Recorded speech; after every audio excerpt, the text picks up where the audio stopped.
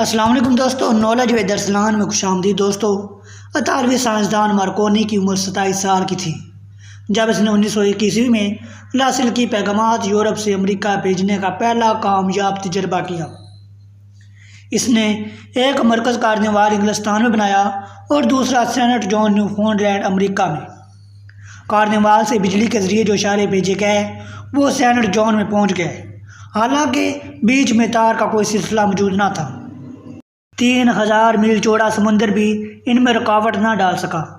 اس سے واضح ہو گیا کہ کرہ ارض کا خم بجلی کی لہروں کو روک نہیں سکتا۔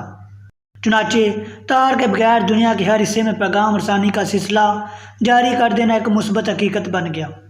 گلیلمو مارکونی دولت مند والدین کا بیٹا تھا۔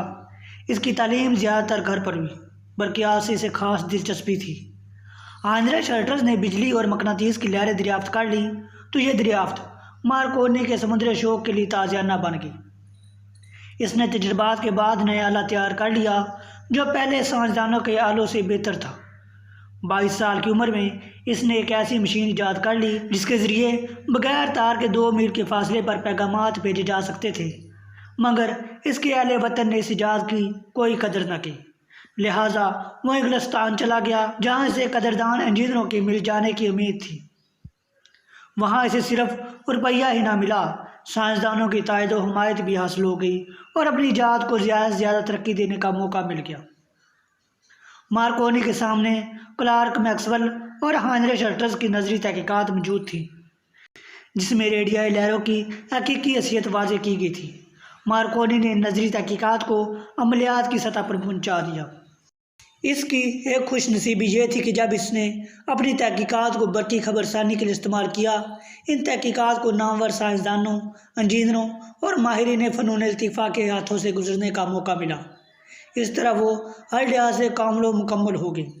نیز وہ اطلاعات، تفریح اور اشتہار کے علاوہ نفسیاتی جنگ میں بھی ایک زبردست حربہ بن گئی۔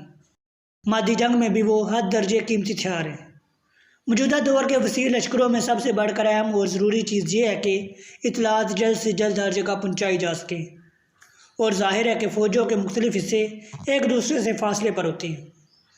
یہ بھی ضروری ہے کہ ہر حصے کی خبر سپہ سالار کو وقت پر ملتی رہے تاکہ وہ ایک حصے کی کیفیت پیش نظر رکھ کر دوسرے حصوں کو مناسب حکم دے سکے۔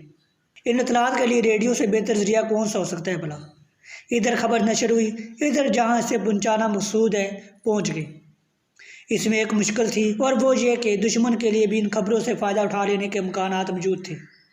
اس کا علاج یہی تھا کہ ایسی تمام خبریں رمز و کنایہ کی شکل میں نشر کی جاتی تاکہ اپنوں کے سوا کوئی انہیں سمجھ نہ سکے۔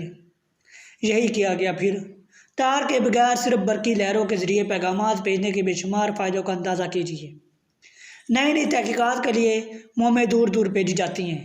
ریڈیو کے ذریعے ان کے ساتھ برابر تعلق قائم رکھا جا سکتا ہے۔